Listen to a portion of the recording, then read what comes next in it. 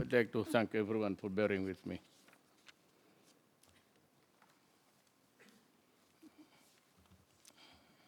I welcome you all to the ASEAN-EU 40th Anniversary Commemorative Summit. We are pleased to have European Council President Donald Tusk to mark his as an important milestone in the ASEAN-EU dialogue relations during the ASEAN's 50th anniversary. The EU occupies a special place in the ASEAN's external relations, as it is a natural partner of ASEAN community building and integration. The ASEAN-EU dialogue of 10 plus 28 members is ASEAN's largest and only region-to-region full dialogue partnerships. Our increasing people-oriented, people-centered agenda drives ASEAN-EU cooperation on the back of long-standing historical and commercial ties. In this summit, we will assess our record of cooperation for over 4 decades and provide directions to bring ASEAN-EU relations to new heights. On this, let me now ask His Excellency Donald Tusk to deliver his opening remarks. You have the floor, sir. Thank you, Mr. President. Thank you very much for your warm welcome. I am honored to be here today to celebrate 40 years of ASEAN-EU friendship. I would like to thank the Philippines presidency of ASEAN for convening the summit and Thailand as a coordinator for ASEAN's dialogue with the EU.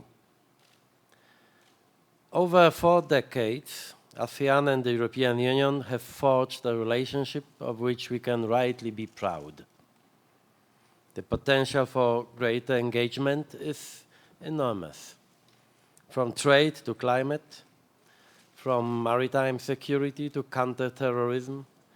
Together, we can make our 2 regions stronger. Like the EU, ASEAN is vital for stability in a challenging regional context and a time of geopolitical volatility. We both believe in rules-based multilateralism as opposed to geopolitical spheres of influences. The European Union fully supports ASEAN's efforts and its missions. We are working towards a strategic partnership to encompass not only trade, investment, and sectoral cooperation, but also more security cooperation. The new ASEAN-EU Plan of Action contributes to this goal. We remain committed to a strong and cohesive ASEAN, developing in its own character, in the best interests of regional prosperity, stability, and security.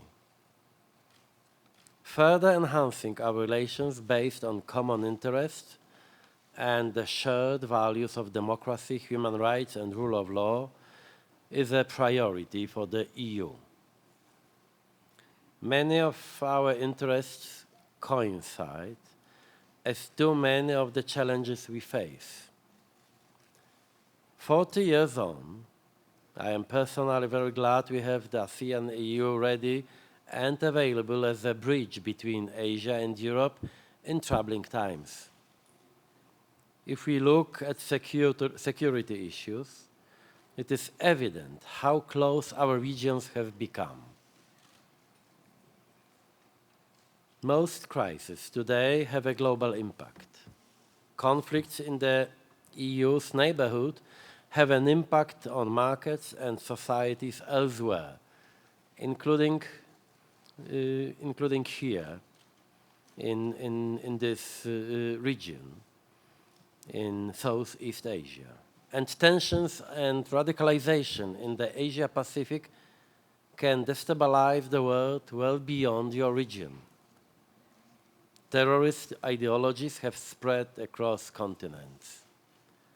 We can mitigate this threat if we work together, sharing information on suspects and trends of concern. ASEAN and the EU are already developing anti-terror cooperation through information sharing via Interpol and Europol, and the exchange of best practices on dealing with violent extremism. We in Europe are grateful to be able to draw on the considerable experience ASEAN countries have on this issue. Beyond counter-terrorism, we have cooperated since 2012 on tackling a variety of other threats. Last June, we had ASEAN representatives visiting the headquarters of the EU's anti-smuggling naval mission, Operation Sophia, which targets people smugglers and trafficking networks in the Mediterranean.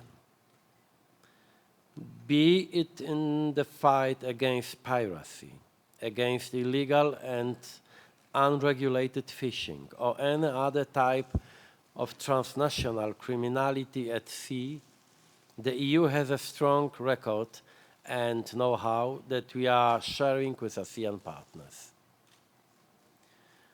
ASEAN and the EU are both economic powers. Free and fair trade is and always will be in our DNA. The bilateral trade agreements between the European Union and Singapore, Vietnam, Indonesia, Malaysia, Philippines, and Thailand will be the stepping stones towards a future region-to-region trade agreement that can set a new standard for global trade. Today, EU investors are the leading providers of foreign direct investment to ASEAN countries. As was presented yesterday at the ASEAN Business Summit, EU investment rose by 46% in the last year, making our investment in ASEAN more than that of the US and Japan combined. This transfers know-how, technology, and management systems that boost productivity in ASEAN. Our relationship is also about investing in people.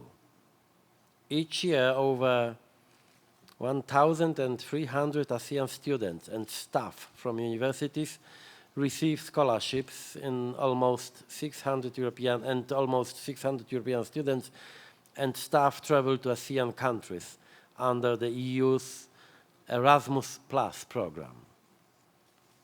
Here is one area where, for sure, the best investment in the future is to do more so that more talented students and researchers can be exchanged between our regions and that we both reap the huge cultural benefits of global tourism.